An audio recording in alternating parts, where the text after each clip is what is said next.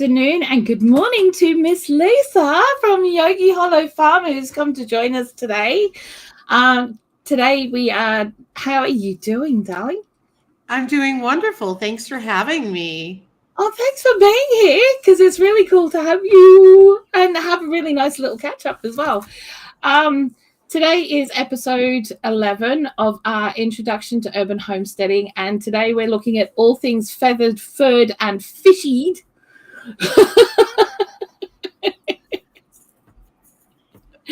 I like the included fishies. Yes. We've got hi Teresa Yukovic in chat, and Annette from Annie's Kitchen Urban Homestead, Tony over at Kettle Kitchen, and Wendy Benjamin. Hello to everyone. And Suburban Hillbilly. Welcome in. It's lovely to see you all. Now, today I wanted to discuss about having animals in an urban homesteading environment. Lisa has a 2.5 acre, is it? 2 acre. 2 acre homestead. It's not technically urban, but she does come from an urban background and she is learning as she goes. And she has a lot of knowledge when it comes down to animals, especially when you're first starting out, because again, she's just learning and she's kind of thrown herself in the deep end in a lot of respects as well. Who, me? Yeah, yes, I have. I love it. So you want to talk about some of the animals that you actually have? Yep, I was just getting my notes finished like we talked about, and just okay. So I had that prepared for you. So we have 2 acre farm. We started with a dozen laying chicks, egg laying chicks. And what we ended up doing was we renovated barns that were on the property. They were pretty disgusting, quite honestly. And they also did not meet our needs. So in addition to gutting them and cleaning them out and sterilizing them, which is very important, is sterilizing all of your buildings before you put any animal in there. Even if you're putting your own animals in there and moving them around, you want to sterilize in between. And so we had to do all of that. After that, we had those chickens until, let's see, we got them in May, and then to March of the following year, my first Cooney pig came home, and that was a boar named Sherman. A couple months later, Eleanor and Fiona came home. It was only supposed to be Eleanor, but we had Eleanor and Fiona came home. Well, because I pulled a little switcheroo there.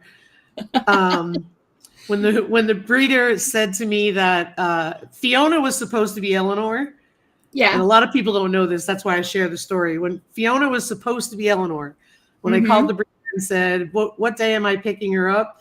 She said, well, we need to talk. She's a little too little to be registered. And I said, oh. And she said, and I said, well, do you have any more? She said, yes, I do. So I texted my husband while he was busy at work. And I came home with 2 pigs.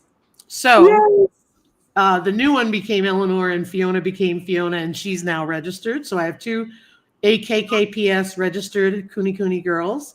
Yeah. And then we brought home Grant because he came from the original person who was kind enough to invite me, not even knowing us.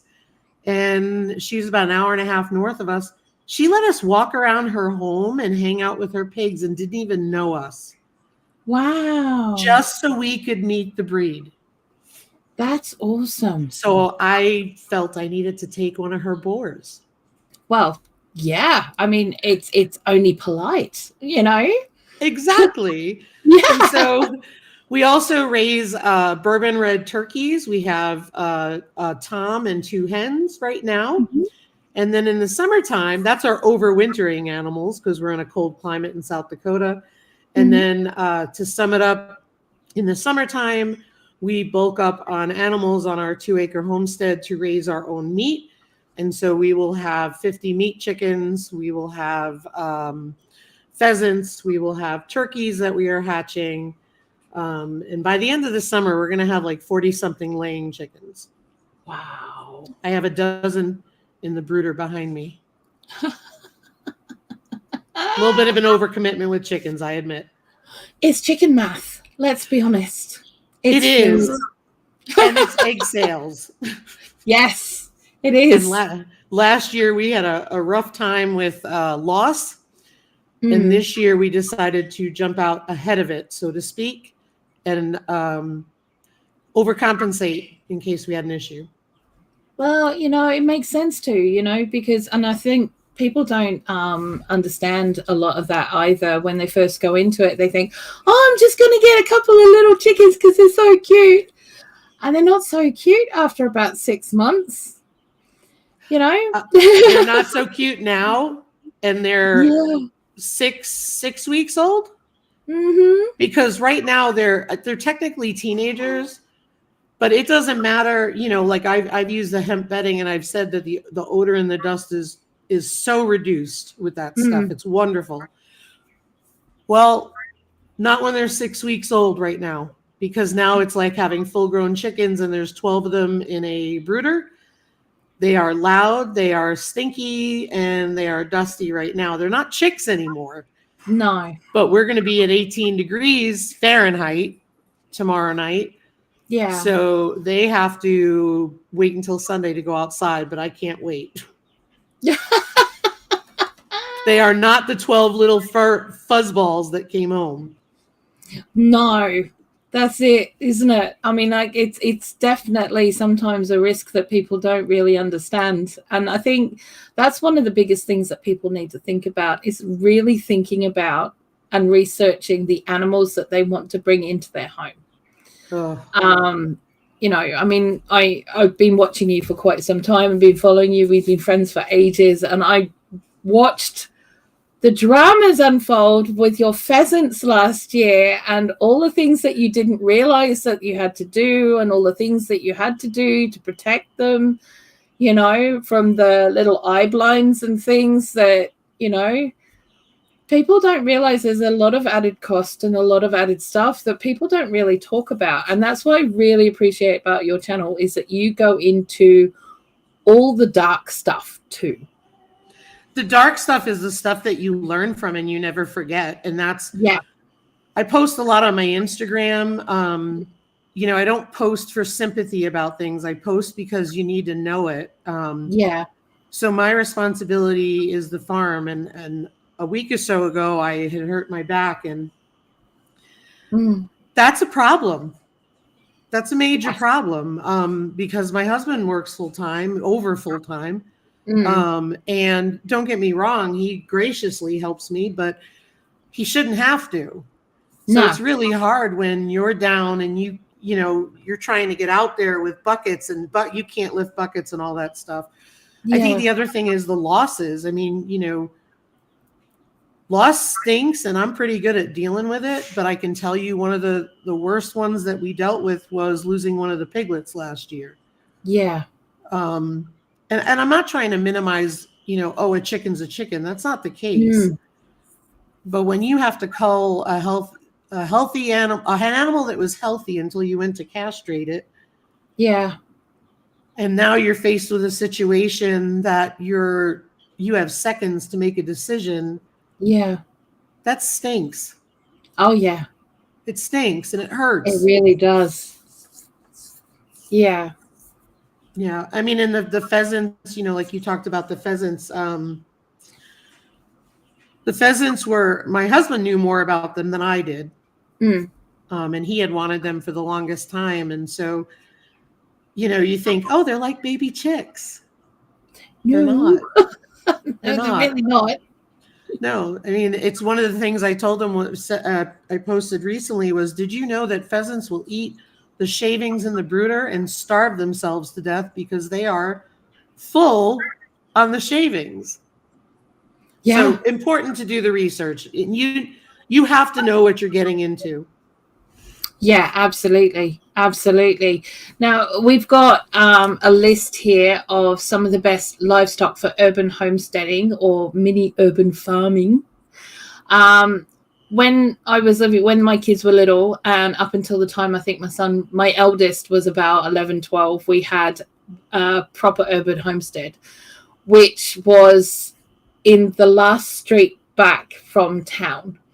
So we were right on the edge of town. We lived in a rural town, but it was still an urban setting. And we had 2 acres. And only one of those acres was pasture and for animals, and the other had the house on it. It had a small garden in it, had the orchard on it, as where our veg garden was and things like that. So we had to be really particular about what we had, because we had to make sure that, you know, the animals' welfare was seen to first, and all of that kind of stuff. So we had to be very, very careful. So I'm just going to very quickly run through this list, and because a lot of us, you know, if you are urban homesteading, you've only got a back garden, and they're not always big. I mean, mine is 21 foot by 15 foot. Okay, so if I bring in animals here, it's going to have to be something very small. Very small. Could I clarify something? Yeah. So even though I'm rural, technically, just to give people an idea of where we're at, we are not within, in the United States, we're not within town limits, which are stricter. We are in the county. Yeah. I am probably, I'm close to town. Let's leave it at that. But what I want you to picture is I have 2 acres. Yeah. We are surrounded by houses on 3 sides. They're just not close to us, real close, except for our neighbor. We have granite rock outcroppings that raise us above one of the neighbors. Yeah. And then we have a main road on the side of our house that you don't see. Yeah. So we're rural, but to have 2 acres, we're still surrounded by people, so we have to live in harmony. Yeah. That's pretty much like urban farm, basically, what would be classed as an urban farm. You're still in amongst other people, and you're on the edge of town-ish. So, yeah, that's still classified. So it's all good. We're fine. We're good. Okay, so the first ones they've got is hens, which absolutely, you know, chickens. Let's chicken math, people. You know, you can't just buy one. You know, that's one of the biggest things that people don't think about as well, is that the majority of animals that go as livestock or classify as livestock are herd creatures. You know, if to have just one is actually quite cruel, because they're all very sociable and they have a sociable structure. So having just one can actually be quite cruel to the animal. As humans, we think, oh, yes, but we're their herd. No, we're not. We really aren't. We don't speak their language. We don't understand their hierarchy all the way, or what they're doing at any one particular time. They are of animals that are incredibly unpredictable, and especially herd creatures, because yes, we do know some things about the way that they behave and stuff like that, because obviously there's quite a few decades, centuries, even in some cases, of research to look back on. But we don't know everything. Right. And we sometimes think we do, you know. So, you know, what used to upset me was that in the shopping malls and stuff in Australia around Easter, you'd have all these coloured chicks. That they'd make them blue or pink or green or things like that too, because they were Easter coloured, you know. But children were allowed to go and play with them as much as possible. You know, it was like a little petting zoo almost, you know, where they got to hold the chick and have their picture taken with the chick and all of this kind of stuff. And honestly, that's not good for the animals. You could see that they were incredibly stressed out, you know, because they're only babies. They don't really understand what's going on. And it's just like any sort of baby. You don't just pass it round to 100 people just to have a cuddle, you know. It doesn't work that way. So, you know, Sherman was I have a good example of that. Sherman came home as an only pig, as a piglet. Yeah. Now, he had been a part of a litter where the breeder's father spent a lot of time with him. And we brought Sherman home, and Sherman was just adorable. He was great.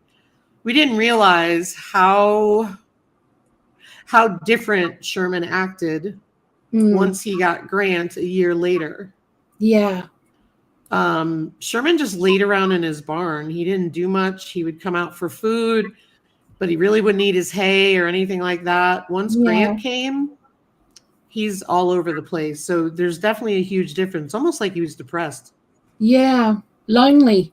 Yeah. Yeah. Completely lonely. So yeah. So hens. That's a good one. But most urban environments and town regulations say that you can only have 4 and there is no rooster allowed, or cockerel, or whatever you want to call it. No boy chickens. My town here, no chickens in town limits. None. Oh, okay. You cannot have any. Yeah, well, Annie has just said council regulations don't allow us to have any livestock, sadly. And I know that she lives in town. So, yeah, that's some towns are like that. Where we live, we're allowed 4. But honestly, in our courtyard, 2 would be a maximum. 2 would be an absolute maximum. And we've been looking at where we would have to store waste. Now, this is something else that people don't think about when they bring all these animals home and stuff and think, oh, yeah, well, it'd be fine to be like a petting zoo for the kids, you know? And they bring home chickens and they bring home quail and they've got rabbits, and then all that they've got is a mounding pile of poop and bedding, and they don't know what to do with it. Yeah. So you need about 4 square foot per chicken in the coop. And you need about 8 to 10. 8 would be fine, but 8 to 10 square foot in the run. Yeah. Because they need room. And those guidelines are for humanely raising and also to avoid issues, whether it's overcrowding due to dirt and so on and so forth. So with 4 chickens, you know, to me, it's less of an issue as long as they have a clean space. Yeah. But when you have, like I said, we're going to have 40 something, that's even more so. And the reason being is because the more there are, the more they're going to fight. Oh, absolutely. Absolutely. You know, and no one likes seeing that. And that then requires things like chicken saddles and all sorts of things and medicine and vets. And then the price starts going up, you know? So, yeah. Yeah. If you think that, you know, it's going to be all puppy dogs and rainbows. It really isn't. You better do your research because it's not the case. It really, really isn't. Okay, so the next one we've got is quail. Now, in an urban environment, quail, here in the UK, there aren't any actual restrictions on quail because they're not classed as a livestock animal. They're just a pet.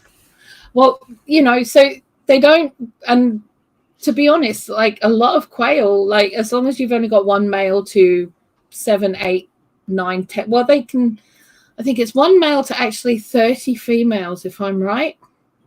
Don't quote me. I don't have quail, but I know it's a large number. I'll look it up while you're talking. It's a large number. You don't want to have too many males because they will fight to the death. But in the average rabbit hutch, you can oh, gosh, she's gone.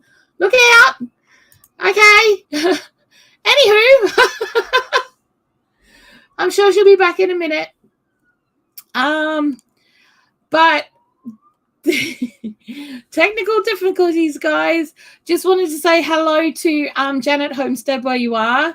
Lovely to see you, darling. Hello, Cindy Brown. Lovely to see you.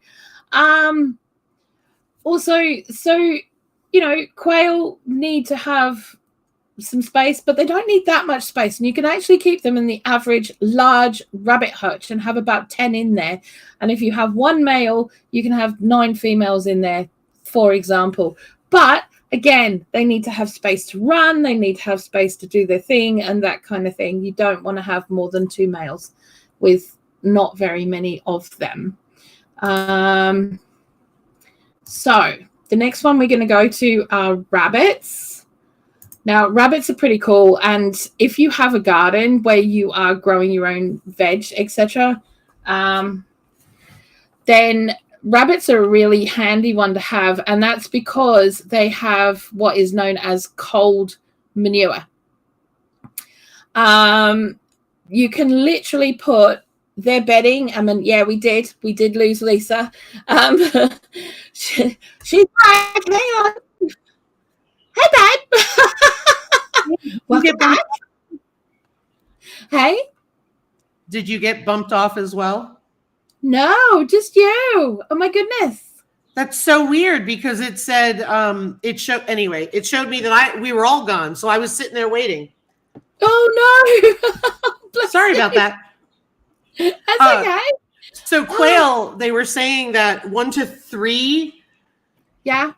1 rooster to 3 females, but I really can't speak to that because I don't have enough quail. I don't have any quail. I'm sorry. I meant to say. I used to have 24 quail and a male. We had 2 males at one point. One of the males, literally, that other male just would not have it. So yeah, that one ended up underneath in one of the raised veg beds, because waste not, want not at the end of the day. But it wasn't great, and I had to get in there before the kids saw it because obviously I had 2 smaller kids and they didn't want to see that either. They saw enough stuff. So yeah, I mean, like, as far as I know, and as far as my research has gone, it's usually about 30 females to a male quail. I mean, you can the smaller amounts are fine, that's cool, but they do tend to overwork the women folk, shall we say. And sometimes they need to be put in a little separate area on their own for a bit of a timeout, shall we say. Well, we'll just put it that way. I have 1 rooster with 25 chickens now because that's what's outside. He's very active. Yeah. Like every 5 minutes. Wow. He'd be going in timeout for a bit, I reckon, for me. He'd be like, will you leave them alone?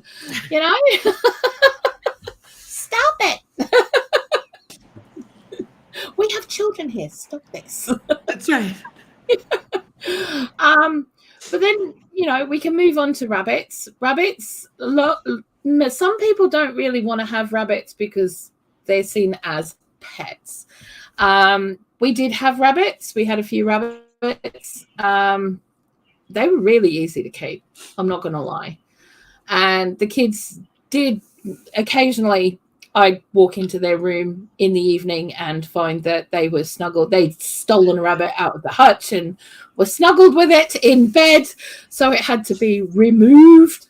But, I mean, rabbits are actually one of the few creatures that if you do have them on your homestead, you can actually house train them. They will use a cat box. It's really odd, but they will do it.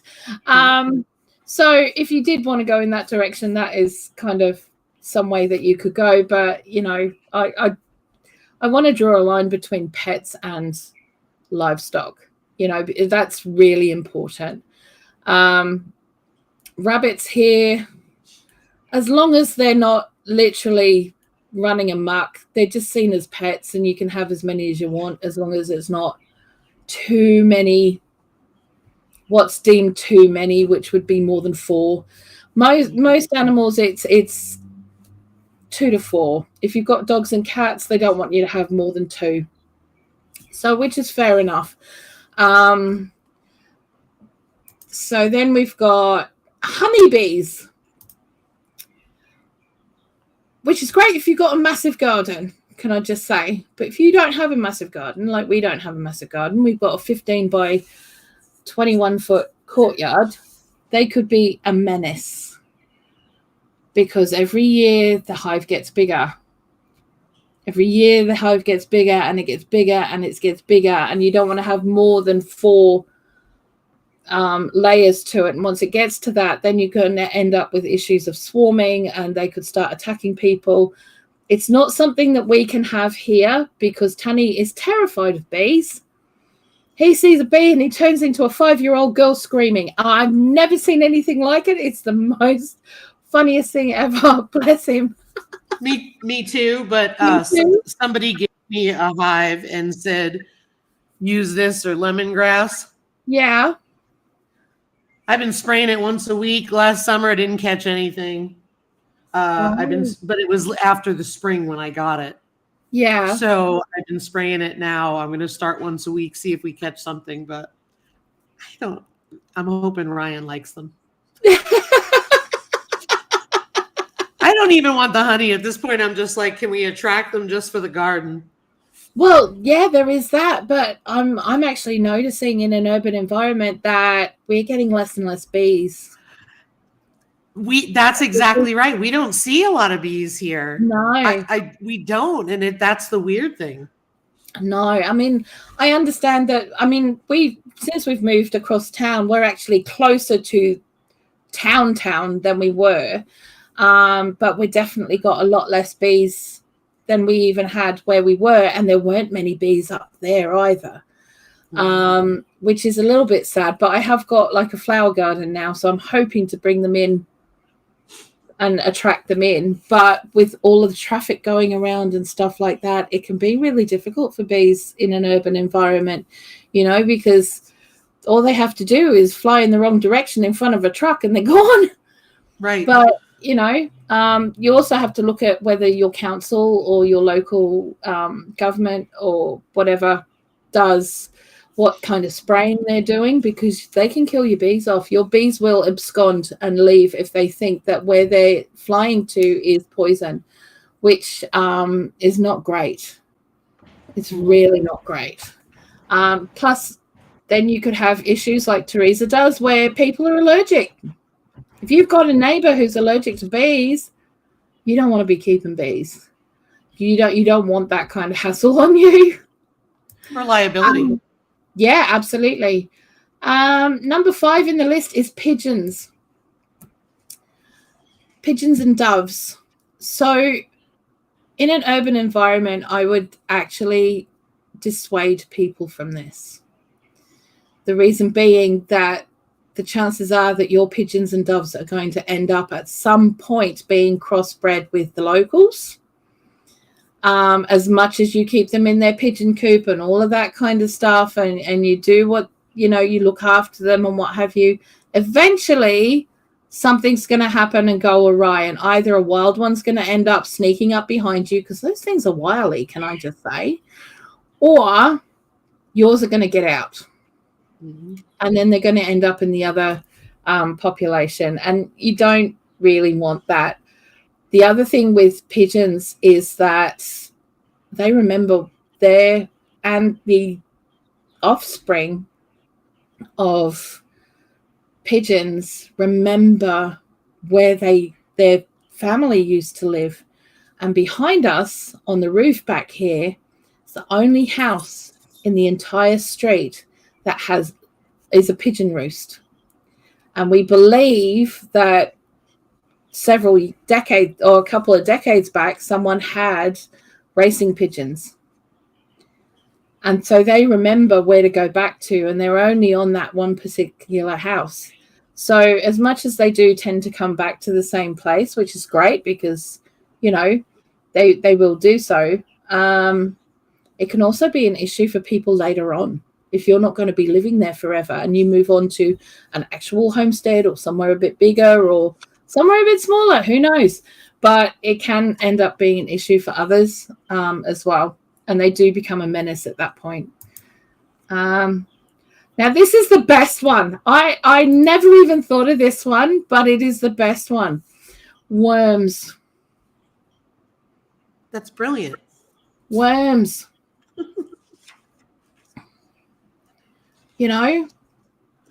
And, it's funny. I grew up in Queens, New York, and my father had a worm farm for his garden.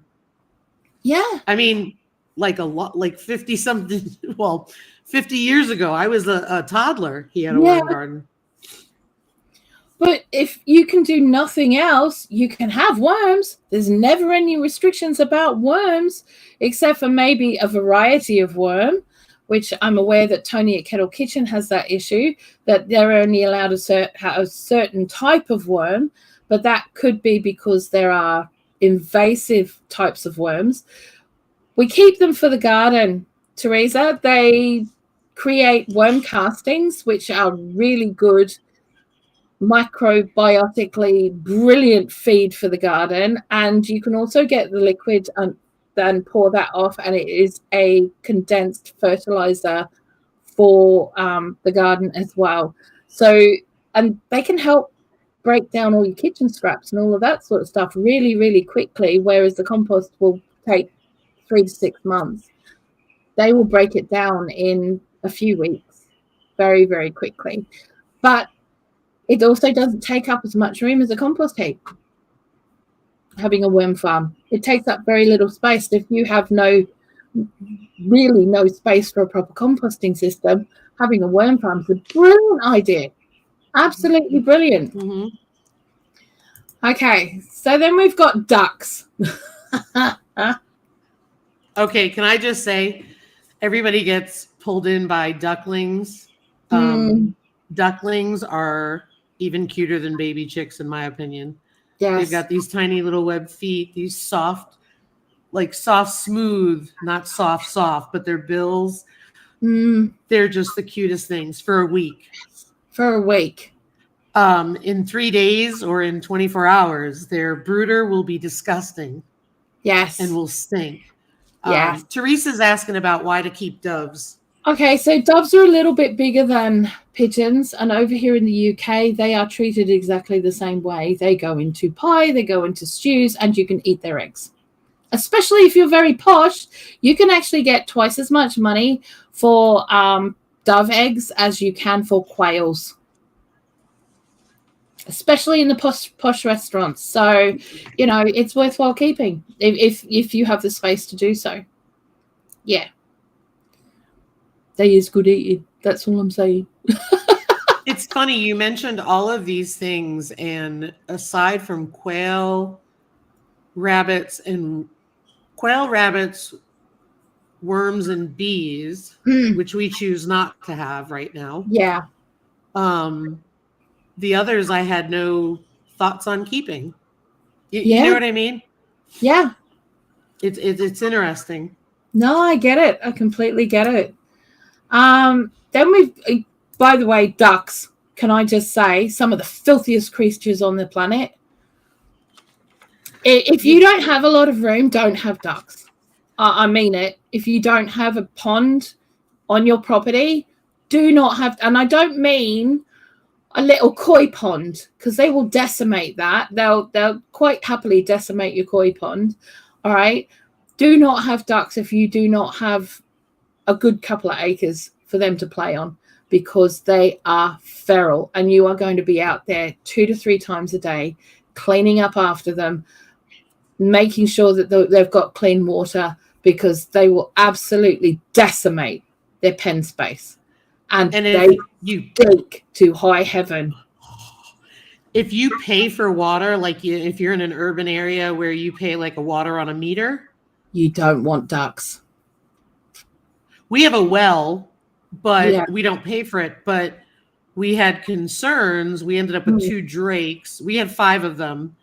And then there was some predator attacks, and we had 2 drakes, and we ended up processing them for meat because, first of all, 2 drakes is not going to serve a purpose. We're just feeding them. But wintertime was coming, and they had nowhere to swim, and it was crazy. Yeah, they just no. And I know there's loads of cute little TikToks and little shorts out there of ducks running around in the house, but can I tell you, they are one of the very few animals that cannot be house trained. You can actually house train a chicken. You can even house train a goose and the quail. You can do it to parrots as well, but that's a completely different story. But you cannot house train ducks. So your house will be covered in duck scat, and that is not a pleasant experience. I'm just saying, we've had ducks that escaped and came into my kitchen, and I turned around and didn't realize we had slate floors. I put my foot down and went, what?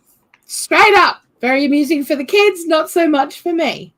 And it's always loose in the house. It was loose in the house. It had got in the back door because we just used to keep all the doors open because it was free ventilation, you know. So it decided, oh, look, there's an open door. I'm going to see what's going on in there. Yeah, that thing ended up as roast dinner very, very quickly. I'm just saying. Yeah. We will be getting to fish, Cindy. Yes. Janet says that she's got an old freezer that she's turning into a worm farm. That's awesome. And Tony is spot on. Yeah, I'm actually going to share this. To decide to get an animal from watching TikTok is like doing a research paper using Wikipedia as your research. Just saying. That's absolutely true. Absolutely true. Now, the other one, they've actually put this in a different category, and that's Muscovy ducks. And there's a really good reason for that. Muscovy ducks are almost a breed of their own. They are like a duck, but they're closer in family members to geese. So if you guys have any experience with geese, geese make very good guard dogs for very good reason. They will chase you and they will bite you, and they do have teeth of sorts, and they do hurt, and they are violent little buggers. And they leave bruises. Yes. And Muscovies, very much the same. Really? Yeah, very much the same. There was a wild flock that appeared out of nowhere in the town that we used to live in Devon. And it ended up, over the years, they kept breeding, and they ended up with 6 dozen of these things up and down the waterways, and they took over the local park. Oh, wow. Took over the local park, and it was just not pleasant anymore, shall we say. But, if you have the room for these things and you're willing to put in the work, it's worth having. They've got a lot of good meat on them. They are very tasty creatures. I didn't eat one from Devon. I'm just saying, just in case someone from there's watching, I did not eat them. It wasn't me. Okay. But I have had them, and they are tasty, and they're, Okay, so we're going into a bit of the bigger ones. We've got goats. Now, urban homesteaders, I have seen a couple of urban homesteaders who have dwarf goats. But again, it's a space issue. We've got major space issues here. And the other thing that comes with space issues comes with feeding issues. Now, if you don't have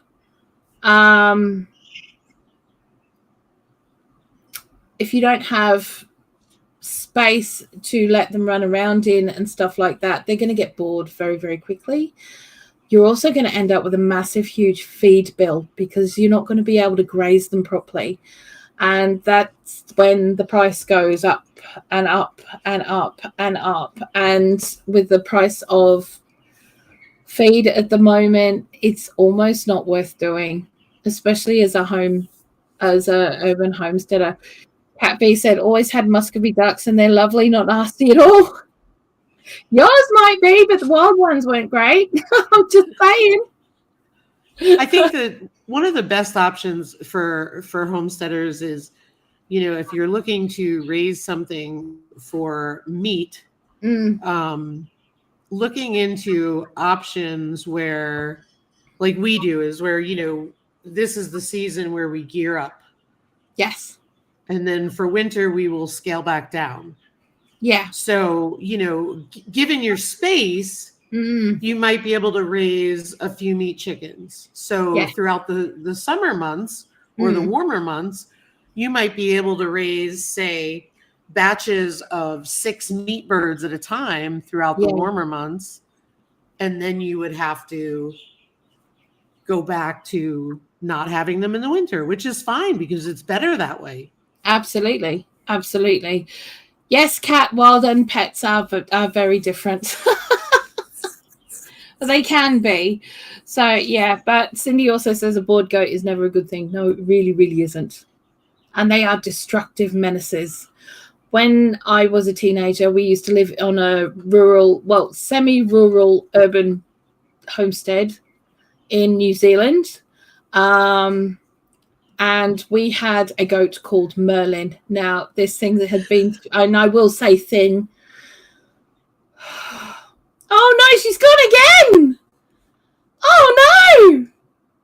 What's happened? Oh, gosh, is it me or is it her?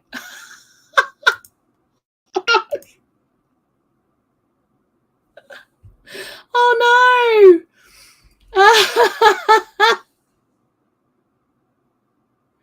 Can chat see me? Can you guys see me still?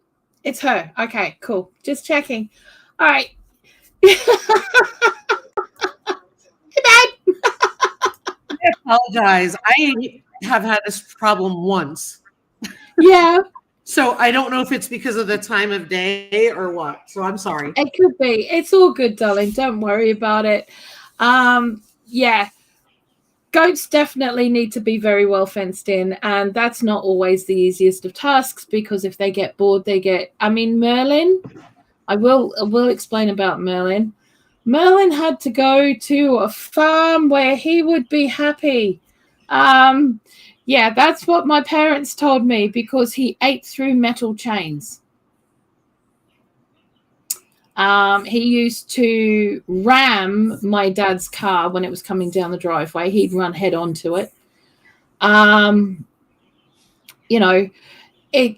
He'd do all sorts of destructive stuff, and he decimated like half the garden without even thinking. And we had to have our deck rebuilt because he destroyed the struts underneath it by ramming at those. He was violent and not a nice creature to have around. And whether that was because of his past owners, but even his first owner, because we went back to the first owner and said, what is going on with this goat? And he said, he's always been like it. He's always been like it. And all his other creatures were fine. They were happy and they were running around and they were all cool. But this one goat had been passed from one to the other because he was so violent. So looking at things like that, like I said, he went off to a very happy farm. My dad took him with the neighbor. And we had lamb for the next few weeks, shall we just say. Yeah, we had mutton. That's what Mum called it. She called it mutton. So, yeah. So Merlin, having any animal, you really need to research what you're doing and you really need to know what's going on. And if you don't have room, don't do it. You can turn around and say, it's a companion animal, but it really, really isn't. And all you're doing is not giving that animal its best life if you're just keeping it around as a pet. It's just not. These aren't animals to do that with. That's why we have cats and dogs, people. Jersey cow. This person's got a Jersey cow. Now, just before Lisa and I were talking, and we were talking about this because I have a cow calculator. Now, it says on my cow calculator that for 1 acre of land, you can have 0.4 to 0.8 of head of cattle. Now, what they classify as a head of cattle is one female and its calf. So I would imagine that's just the adult or maybe a half-grown cow for an acre for, having enough space or whatever. But that's pretty much what they say. But it certainly won't fit in your garden. And if you really, really, really want a cow, go and live in the country. Honestly. Yeah. Don't do it in your backyard. Not even a dwarf. Or a miniature or whatever they want to call them. I follow a Instagram channel called Cows My Heart, and it breaks me every day. I see these baby little cows running around the place and I want one so bad. But do you have any idea how much they poop. And how much they eat. How much they eat, how much they poop, how much bedding you're going to go through. They need to have shelter. They need to have all the stuff. There is like huge amounts of vet bills. And that's another thing. If you're not thinking about vets, and what about your vets in your local area? They may just be cats and dogs people. Yeah. You know? Yeah, I mean, that's the thing to keep in mind, that just because you Google something and you say, oh, I have the space. What I want you to picture is, we have 2 acres. I have room to put a cow, right? But it would be cruel to the cow because, number one, they'd be in the same spot all the time, eating all the worms. The worm load would be huge, or whatever you call it in cows, because I don't have one, obviously. But you're ending up having animals in the same spot all the time. You also would have to feed hay all year round, because we have to feed hay all year when the grass is not in abundance because of our small acreage to our pigs.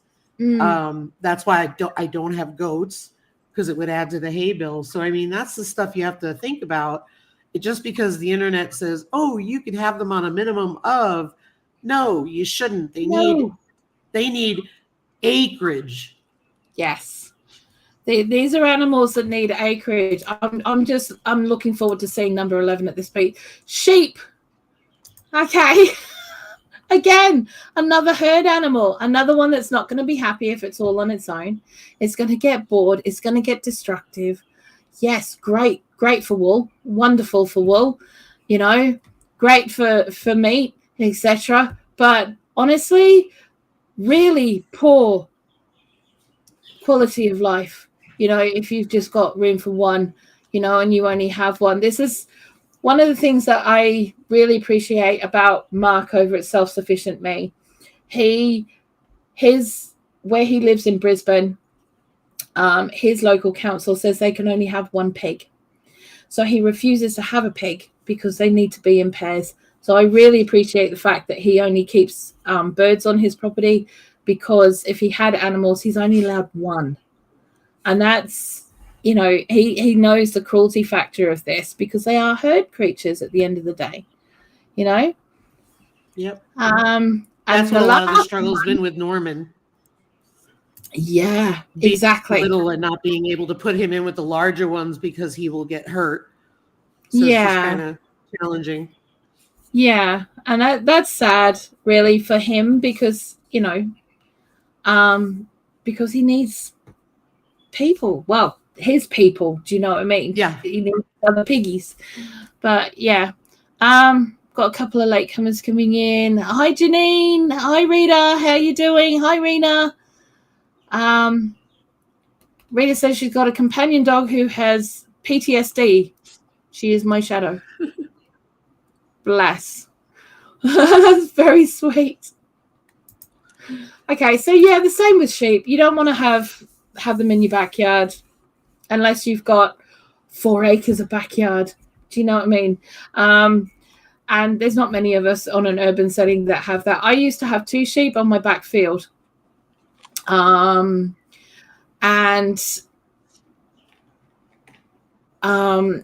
We found out in the worst way possible that we had a toxic plant that was riddling our paddock. And I think it was called Survival Jane, or something like that. It's a little purple flower. It's a plant over there.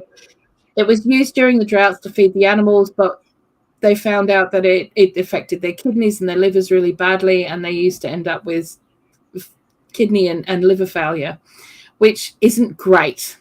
Yes, it got them through the droughts, etc., until the paddocks came back up. But at the end of the day, those animals didn't have a great end of life, great quality of life. So they ended up going to freezer camp a little bit earlier than expected. But, it's doing your research, because I had no idea about this plant, and I had no idea it was riddling in my pasture, and there was no way we could have got rid of it. Yeah, you know. we recently found out. Well, we recently found out when we switched to a local feed company, a feed mill. Excuse me, a local Yeah. feed mill, not feed company, and they described our area, which I didn't know this. We are in a high selenium level in the Ooh. soil.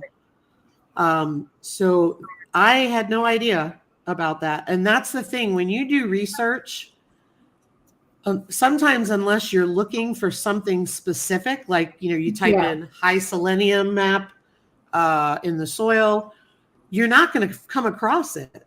No. You will not come across it. That can cause toxicity to our pigs. Yes. Horses have lost hooves and tails and ears, Yes. is my understanding. Again, Mm-hmm. I don't have horses. This is what I was told. Yeah. But what they do now is they I guess they reduce it out of the feed. They don't add it to the feed. No. Which makes a lot of sense, because they're going to be eating off the ground, and they're going to pick it up in the soil and off the rocks and stuff like that. So, And the hay. and the hay, absolutely, because whatever you grow it in, that's going to have that kind of levels in there as well, because that's growing in that soil. So there's a lot of things to consider when it comes down to animals. Now, the last one that we have, and Cindy will be pleased about this, is fishies. Now, fishies are great, especially in an urban setting, because you can do like aquaponics and things like that. So if you do have the room to have a setup where you can have like a pond in your greenhouse or polytunnel or whatever, you can work it around a system like that. So it's constantly cleaning the water, and anything that's bad's feeding your plants. And it's a great system if you have the room. If you don't have the room, because the other thing about aquaponics is that you have to darken off wherever the fish are. You need to keep them in the shade, because they will die because the heat will water. Words is hard.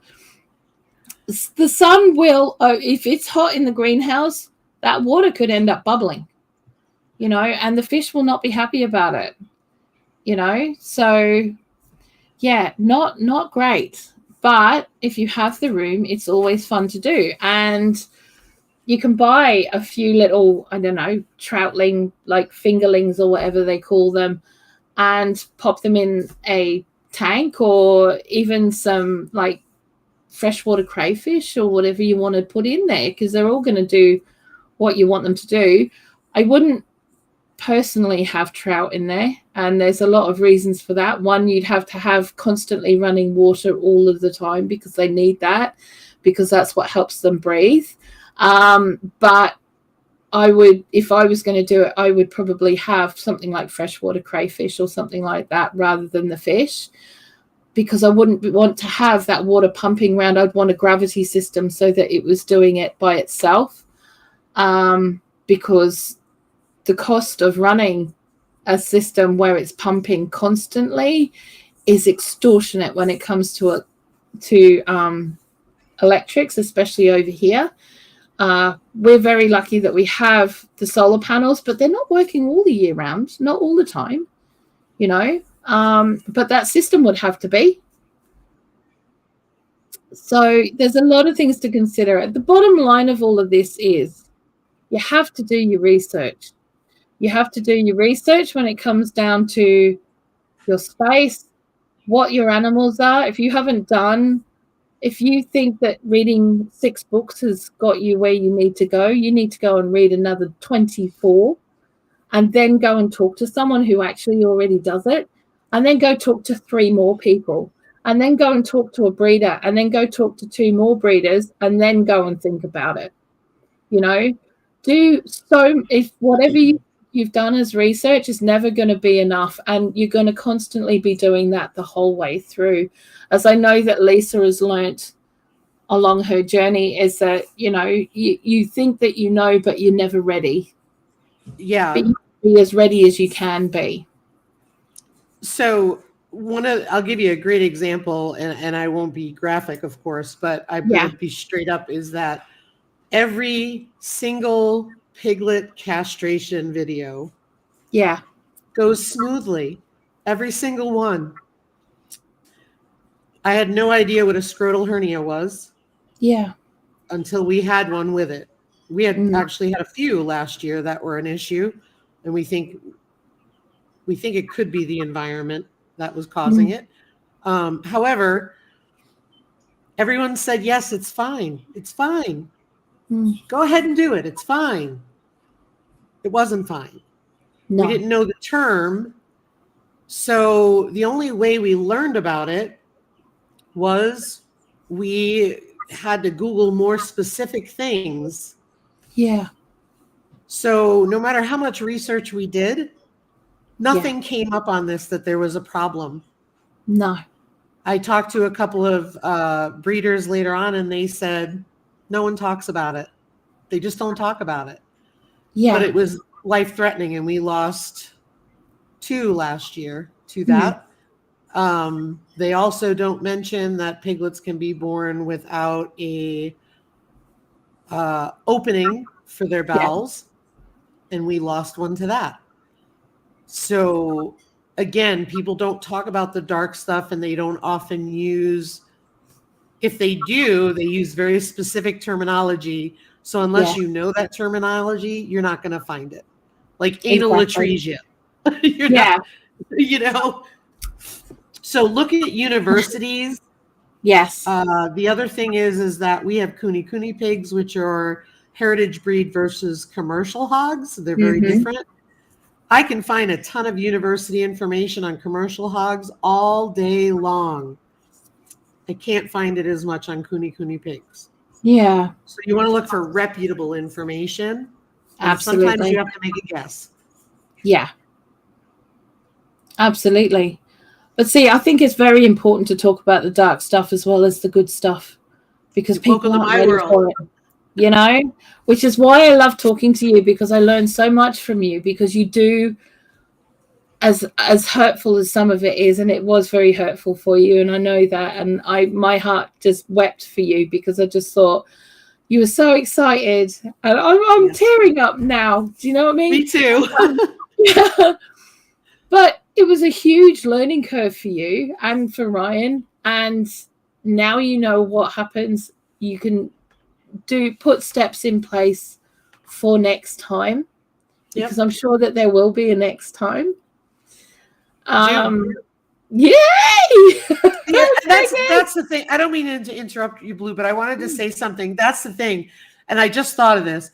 All that research that I did, and trust me, I am a geek. Yes.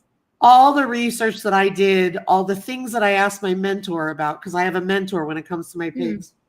I have a thick book that I write everything in about the pigs, everything she's told me. I stood there that day that Eleanor was having her babies, and Eleanor kept hitting them with her nose, with her snout, and throwing them across the barn.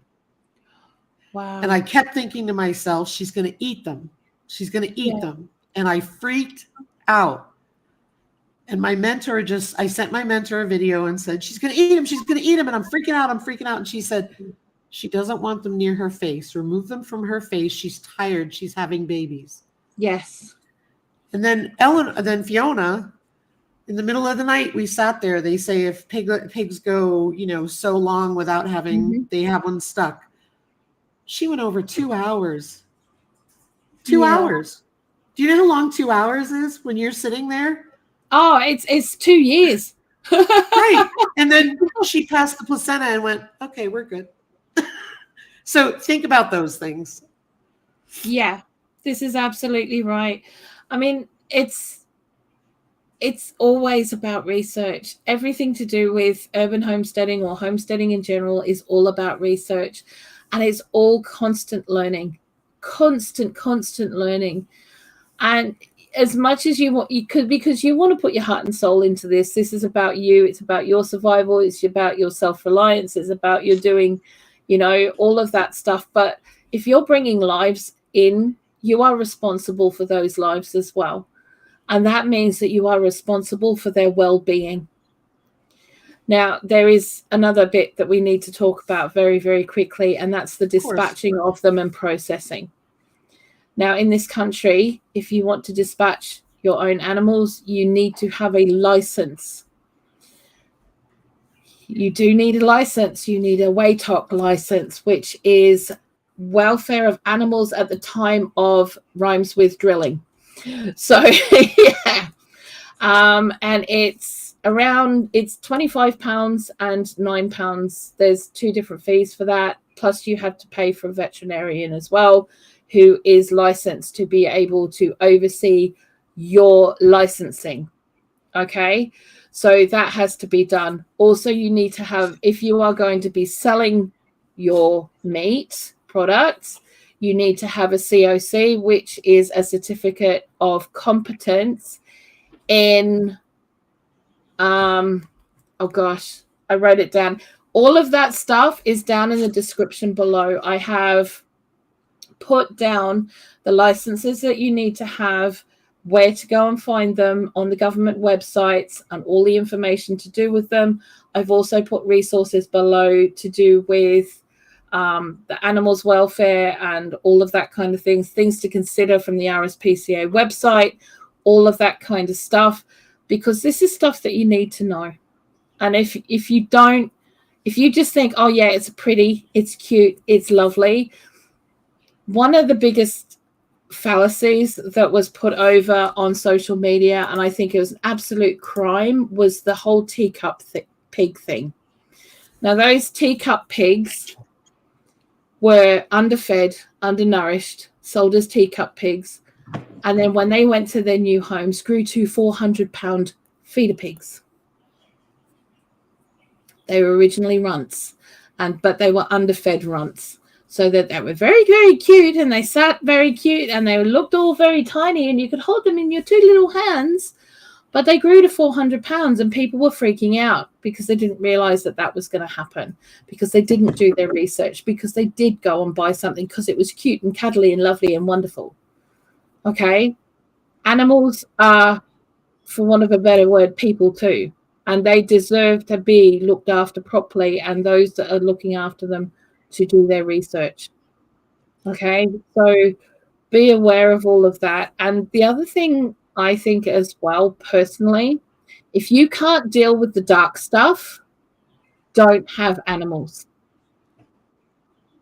Okay, if you can't deal with having to dispatch an animal to put it out of its misery, at the very least, don't have animals. Okay, it's not okay. This is the stuff you have to think about. You can't wait at 2 o'clock in the morning for a vet to come out and pay 5 times as much as it's going to cost if you went in the morning, because one of your chickens has had its leg or wing ripped off by a fox that's come in. You have to deal with that immediately, because they'll be in shock, they'll be freaking out, and you need to deal with that at the very, very least. You also have to consider that a chicken could have a sliced open belly. Yes. From a predator, and it will walk around like everything is fine. Yes. So you need to be able to decipher what's going on and know that a chicken hides, and most animals hide what's going on. Yeah. And you have to decide what's best for them, not for you. Yes. And that is one of the hardest decisions you will ever make on any homestead with any animal. You know, it's hard enough with just a cat and a dog. But if you've got to deal with day-to-day issues with animals that are outside and that are livestock,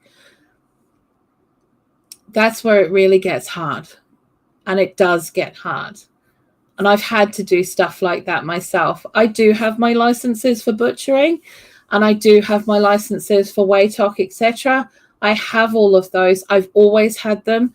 I have them for Australia as well. I have my licenses to there.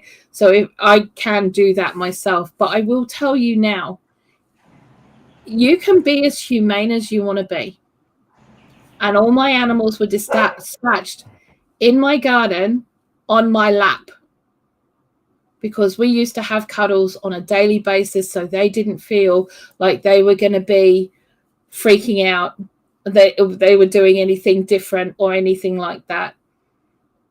But I did it myself, and I did it with them in a way that I felt was humane. But I can tell you now, taking a life, no matter whether it's human or animal, is not an easy task, and it's one of the hardest things that you will ever do.